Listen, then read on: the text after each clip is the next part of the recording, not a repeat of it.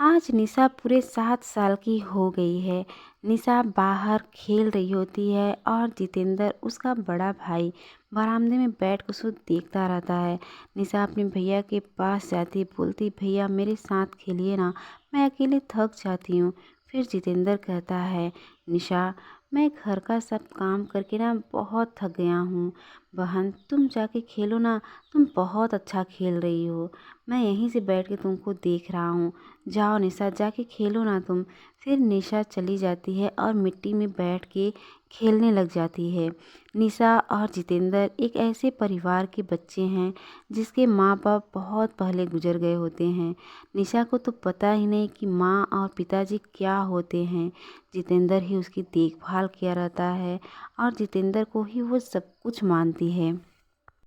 जितेंद्र भी निशा से बहुत प्यार करता है और वो निशा के लिए कुछ भी करने के लिए तैयार हो जाता है। निशा की परवरिश के लिए वो अपनी पढ़ाई भी छोड़ देता है और अब निशा की देखभाल में वो लग जाता है। खाना बनाना, उसको खिलाना, सब कुछ करता है। इतनी छोटी सी उम्र में बहुत बड़ी जिम्मेदारी जितेंद्र निभा रहा था अपनी बहन के लिए। वो निशा को स्कूल के लिए रेडी करता है और फिर स्कूल छोड़ने के लिए चला जाता है। जितेंद्र निशा को स्कूल लेकर पहुंच जाता है।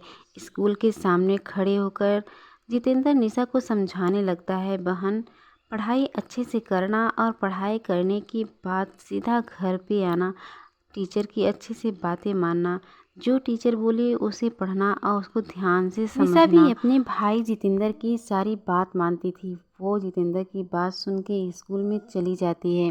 निशा के जाने के बाद जितेंद्र खड़ा होकर स्कूल की तरफ देखता रहता है। उसका भी मन होता है स्कूल जाने का, पढ़ने का और दोस्तों के साथ खेलने का, लेकिन क्या करे, बेचारा बहुत मजबूर था। कौन देखभाल करेगा, कौन भेजेगा स्कूल, बस यही सोचता रहता। और इसी तरह जितेंद्र और निशा की ज़िंदगी चलती रहती है। निशा और जितेंद्र अब दोनों बड़े हो चुके थे और घर की पूरी जिम्मेदारी निशा के ऊपर थी। निशा सारा काम करती, खाना बनाती, झाड़ू पोछा करती, हर एक काम निशा की जिम्मेदारी थी। अब जितेंद्र भी बड़ा आदमी बन गया था, उसका कारोबार अच्छे से चलने लगा था। उसकी पुश्तैनी ज़मीन थी, उस पर अच्छा खासा उसका इनकम होने लगा था। एक दिन जितेंद्र अपने बरामदे में बैठा हुआ था और तभी वहाँ पर गांव के मुखिया जी आ जाते हैं और वो जितेंद्र से कहते हैं, बेटा जितेंद्र एक बहुत ही अच्छा रिश्ता आया है, अगर तुम कहो तो तुम्हारी शादी की बात उनसे करें। बहुत अच्छी लड़की है, बहुत सुलझे और समझदार है, तुम्हारे घर परिवार को बहुत अच्छे से संभालेगी, तुम्हारी बहन का बड़ी अच्छे से ख्याल रखेगी। फिर जितेंद्र कहता है, नहीं काका मुझे अभी शादी नहीं करनी है, अभी तो मुझे अपनी बहन की परवरिश पे ध्यान देनी है, अभी उसकी पढ़ाई पूरी नहीं हुई है। जब निशा की पढ़ाई पूरी हो जाएगी और मैं उसकी शादी कर दूँगा, वो खुशी खुशी अपनी ज़िंदगी गुजारने लगेगी, अपने ससुराल रहने लगेगी, फिर मैं अपनी शादी के विषय में सोचूंगा। जितेंद्र और मुखिया जी बात कर ही रहे होते हैं, तभी वहाँ पर निशा आ जाती है। निशा आते ही मुखिया जी से पूछती है, क्या बात है काका, कैसी शादी की बात हो रही है। फिर मुखिया जी कहते हैं, बेटा निशा तेरी भाई की शादी की बात कर रहे थे, लेकिन तेरा भाई अभी शादी करने के लिए तैयार ही नहीं है। रिश्ता बहुत अच्छा था, मैं सोचा कि तेरे भाई से करा दूं, लेकिन तेरा भाई अभी शादी के लिए तैयार नहीं है। फिर निशा कहती है, क्यों भैया आप शादी क्यों नहीं करना चाहते हैं। आपको पता है जब आप काम धाम करने के लिए बाहर चले जाते हैं ना, तो मैं घर पे अकेली रहती हूँ, आप शादी कर लेंगे तो कम से कम भाभी मेरे साथ रहेंगी, भैया आप शादी कर लीजिए। फिर जितेंद्र कहता है, निशा ऐसी बात नहीं है कि मैं शादी नहीं करना चाहता, आज नहीं तो कल मुझे शादी करनी ही है, लेकिन मैं चाहता हूँ कि तुम भी अपनी ज़िंदगी में खुशी खुशी सेटल हो जाओ, तुम्हारी शादी हो जाए, फिर मैं अपनी शादी करूँगा। मैं नहीं चाहता कि किसी और की वजह से तुम्हें परेशानी झेलना पड़े, मैं तुम्हें परेशानी में नहीं डाल सकता। फिर निशा कहती है, भैया आप एक ऐसी बात कर रहे हैं, भला कहीं भाभी भी ननद को परेशान करती हैं क्या। भैया मैं कुछ नहीं जानती, बस मैं इतना जानती हूँ मेरे लिए आप भाभी ला रहे हो बस। भैया जब से मैं जानने लायक हुई हूँ मैं बस आपको ही जानती हूँ, ना मैंने माँ को देखा ना पिताजी को देखा। प्लीज़ भैया शादी कर लीजिए ना, मैं भाभी के साथ रहना चाहती हूँ, भाभी का प्यार पाना चाहती हूँ, भाभी के प्यार में माँ का प्यार देखना चाहती हूँ। प्लीज़ भैया कर लीजिए ना, और फिर निशा जिद करने लग जाती है भैया को शादी करने के लिए। निशा की जिद देख के मुखिया जी जितेंद्र से कहने लग जाते हैं, जितेंद्र, निशा की इच्छा है तो शादी कर लो। लड़की सच में बहुत अच्छी है, तुम्हारा घर परिवार बहुत अच्छे से संभालेगी, कभी कोई परेशानी नहीं होगा और वो निशा को माँ का प्यार भी देगी। कर लो जितेंद्र। फिर जितेंद्र भी रेडी हो जाता है। आखिरकार वो दिन आ ही गया जिसका बेसब्री से इंतजार निशा को था। उसकी भाई की शादी हो गई है और आज उसकी भाभी की मुंह दिखाई है। मुंह दिखाई में गांव की बहुत से औरतें आई हुई हैं। निशा की भाभी की तारीफ की पुल बांधे जा रही हैं। कोई कह रहा है कि निशा की भाभी कितनी सुंदर है, तो कोई कह रहा है इसकी ज्वेलरी बहुत सुंदर है। पड़ोस की नीलम आंटी तो समझाने ही लग जाती हैं, कहती हैं कि बेटा, निशा बहुत ही अच्छी बेटी है, उसका अच्छे से ध्यान रखना। बिन माँ बाप की बच्ची है, तुम उसकी माँ का नाम सुनते ही निशा तुरंत अपनी भाभी के पास जाके खड़ी हो जाती है। लेकिन ये क्या, निशा की भाभी को तो जैसे ये बात रास ही नहीं आती और तुरंत वो उठ के वहाँ से चली जाती है।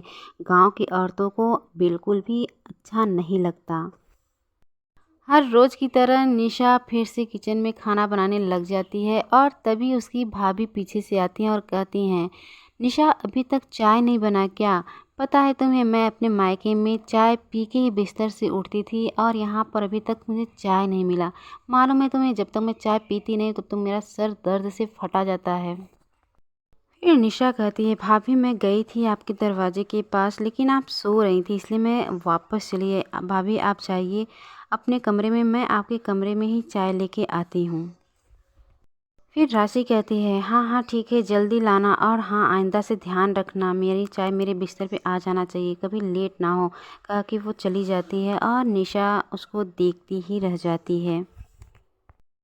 फिर निशा काम धाम करके फटाफट चाय लेके अपने भाभी राशि के रूम में पहुंच जाती है और राशि को चाय देते हुए बोलती है, भाभी आपका चाय। जैसे ही राशि चाय लेने के लिए हाथ बढ़ाती है तो अचानक से कप नीचे गिर जाता है। कप नीचे गिरते ही राशि तुरंत खड़ी हो जाती है और फिर वो निशा को डांटने लग जाती है। राशि की तेज आवाज़ सुन के निशा एकदम से डर जाती है, लेकिन राशि अभी भी उस पर गुस्सा उतार ही रही होती है। बोलती है, गंवार कहीं की, एक कप चाय इतने टाइम के बाद लाई, वो भी ला के मेरे सामने गिरा दी। राशि की इतनी तेज आवाज़ सुन के निशा रोने लग जाती है, क्योंकि उसका भाई जितेंद्र उससे कभी भी तेज आवाज़ में बात नहीं किया रहता है।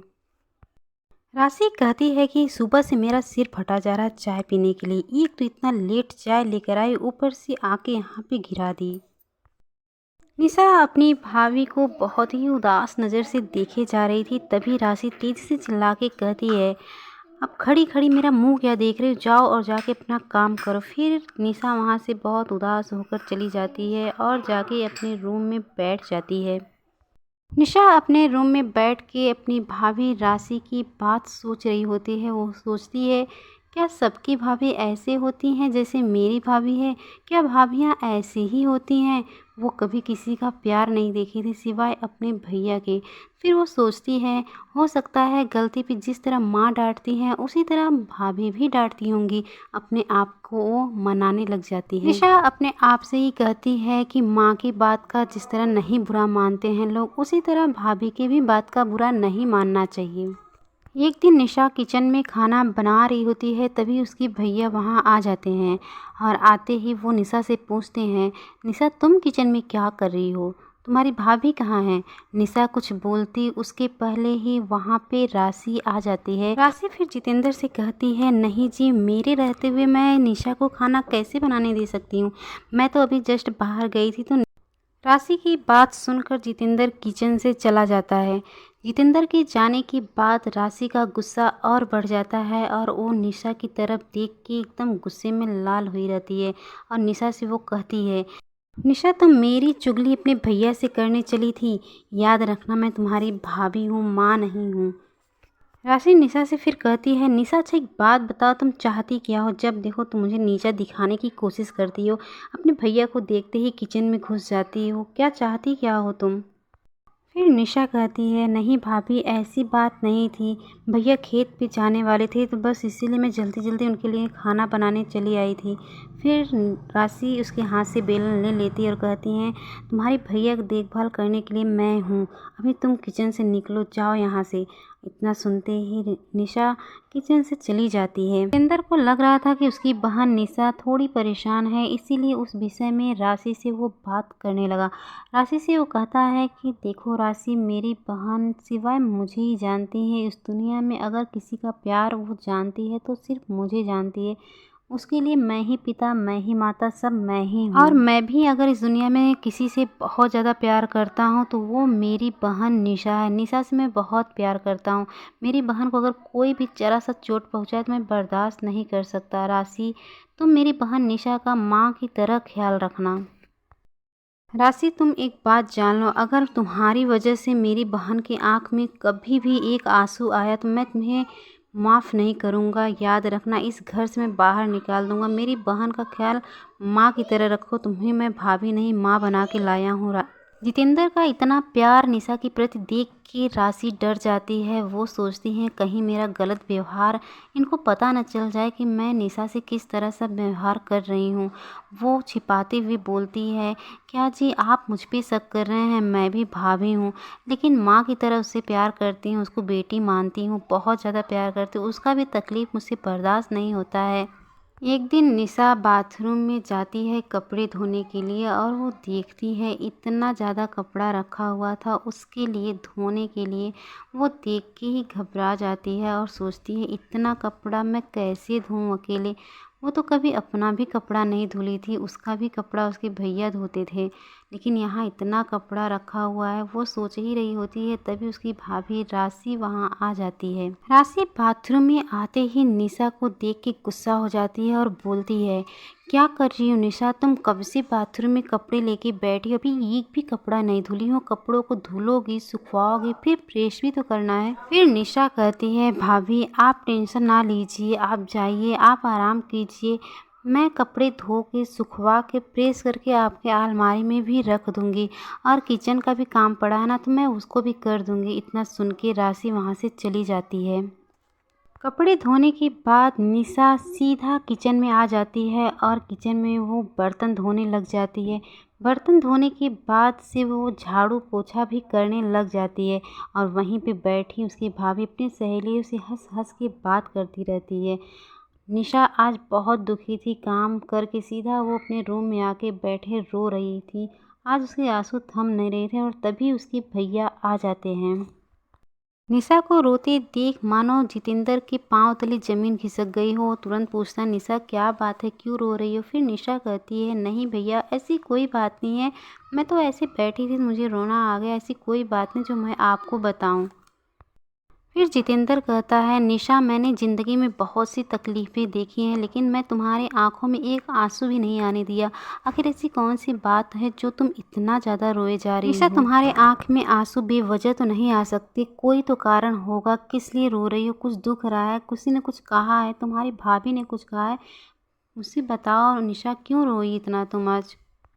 निशा अपने आंसुओं को छुपाते हुए अपने भैया से कहती है, भैया आजकल आप काम में बहुत बिजी रहने लगे हो, मेरे लिए तो आपके पास टाइम ही नहीं है। हर चीज़ को छिपाते हुए, अपनी भाभी की गलतियों को छिपाते हुए वे अपने भैया को भ्रमित करने लग जाती है।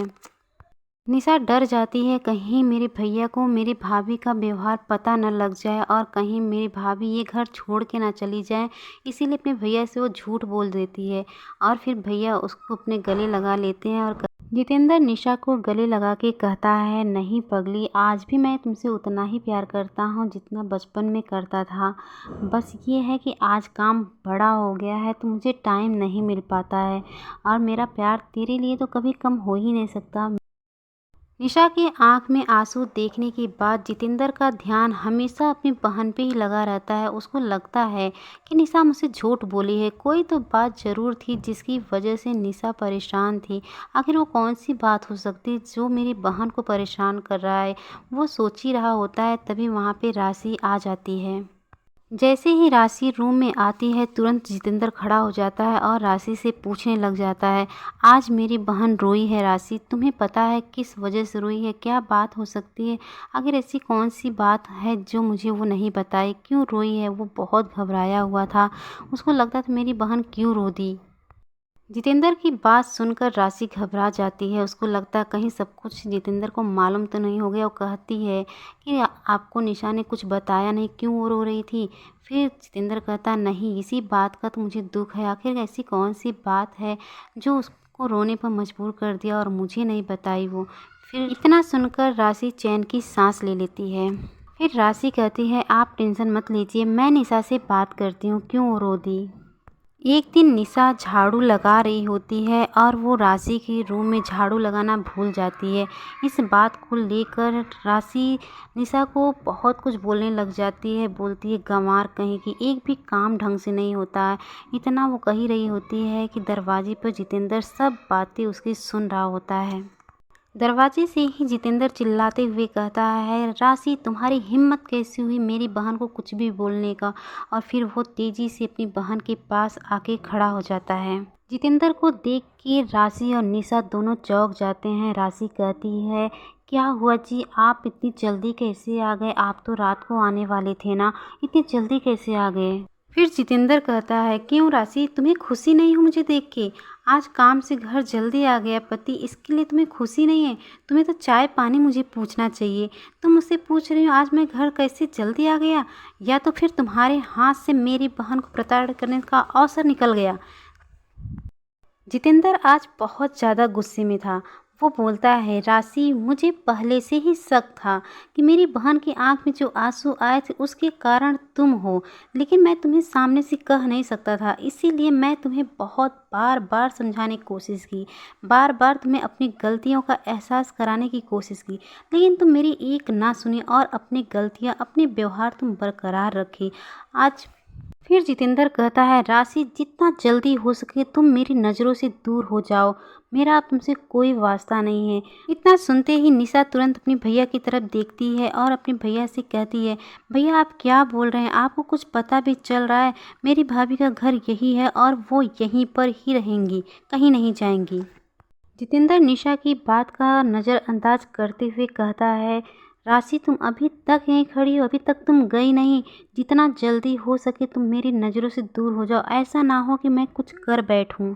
जितेंद्र का इतना भयानक गुस्सा देख के राशि डर जाती है और वो बैग लेके चली जाती है। जब वो घर से जाने लगती है तो निशा उसको पीछे से आवाज़ देती है, भाभी रुक जाओ, भाभी रुक जाओ, भैया भाभी को रोक लो। लेकिन राशि नहीं रुकती है और ना ही जितेंद्र उसको रोकता है। फिर निशा जितेंद्र से कहती है, भैया मैं आपसे आज बहुत नाराज़ हूँ, आपने अच्छा नहीं किया मेरी भाभी को घर से निकाल के। आज जितेंद्र किसी की बात नहीं सुन रहा था, सिवाय उसे सच्चाई जाननी थी। और वो फिर निशा से कहता है, निशा तुम्हें तुम्हारे भाई की कसम, आज मुझे सब कुछ सच सच बताओ कि तुम उस दिन क्यों रो रही थी। निशा अपने भाई की कसम में बंध चुकी थी और उसको अब सच्चाई बताना ही था। और फिर वो अपने भैया को बताने लग जाती है। बोलती है, हाँ भैया, मैं भाभी को माँ समान मानती थी, लेकिन भाभी मुझे बहुत परेशान करती थी। और इधर राशि की माँ कलावती फ़ोन पे किसी से बात कर रही होती हैं और तभी वहाँ पे राशि आ जाती है। राशि अपनी माँ के पास जाती है और माँ को बुलाती है। माँ राशि को देखते ही चौंक के खड़ी हो जाती हैं। राशि की माँ राशि से कहती है, क्या हुआ बेटा, तुम अकेले कैसे चली आई? दामाद जी नहीं दिख रहे हैं, घर पे सब खैरियत तो है, सब ठीक ठाक तो है ना? ऐसे कैसे चली आई? एक फ़ोन तो कर दी होती, मैं भेज देती किसी को लेने के लिए। माँ की बात सुनकर राशि रोने लग जाती है और राशि को रोता देख राशि की माँ का ममता छलकने लगता है और कहती है, क्या बात है राशि, क्यों रो रही हो? कुछ तो बोल। फिर राशि सब कुछ बताने लग जाती है, जो भी उसने अपनी ननद के साथ गलत व्यवहार किया था सब कुछ अपनी माँ से कहने लग जाती है। आज राशि एकदम पछतावे की आग में जल रही होती है। उसको लगता है मैंने कितनी बड़ी गलती कर दी। मेरी ननद ने मुझे माँ का जगह दिया और मैं भाभी का भी फर्ज नहीं निभा सकी। राशि की माँ फिर राशि से कहती है, राशि तुम्हारा दिल कैसा है? एक लड़की बिन माँ की बच्ची थी वो, उसको देख के भी तुम्हारा दिल नहीं पिघला। तुम्हारी इतनी गलतियों के बावजूद भी वो तुम्हें रोक रही थी। तुम कैसे इंसान हो? इतना बोलते बोलते राशि की माँ सोफे पे बैठ जाती है। अपनी माँ को इतनी टेंशन में देख राशि भी अपनी माँ के पास बैठ जाती है। राशि को मालूम है कि आज वो बहुत बड़ी गलती कर दी है और वो अपनी माँ से कहती है, माँ मुझे जितेंद्र के पास जाना है, मैं उसके बगैर नहीं रह सकती। मैं उसे बहुत प्यार करती हूँ माँ, मैं जितेंद्र को खोना नहीं चाहती। माँ आप कुछ कीजिए, जितेंद्र से बात कीजिए, उनके घर जाइए, कुछ भी कीजिए, बस मुझे अपने ससुराल भेज दीजिए। आज राशि बहुत पछता रही थी। उसको लग रहा था कि मैं काश गलती ना की होती। मुझे इतना मान सम्मान, इतना प्यार देने वाली ननद मिली थी, काश मैं उसको समझ पाई होती। और वो बहुत रोए जा रही थी। उसको रोता देख राशि की माँ कहती है, राशि सिर्फ पति को प्यार करने से कुछ नहीं होता, पति के परिवार वालों को भी प्यार करना चाहिए और तभी घर घर होता है। ठीक है बेटा, तुम रो नहीं, मैं कुछ करती हूँ। आज राशि को गए पूरे 1 हफ्ते हो गए हैं जब से राशि गई है। जितेंद्र भी बहुत गुमसुम सा रहने लगा था।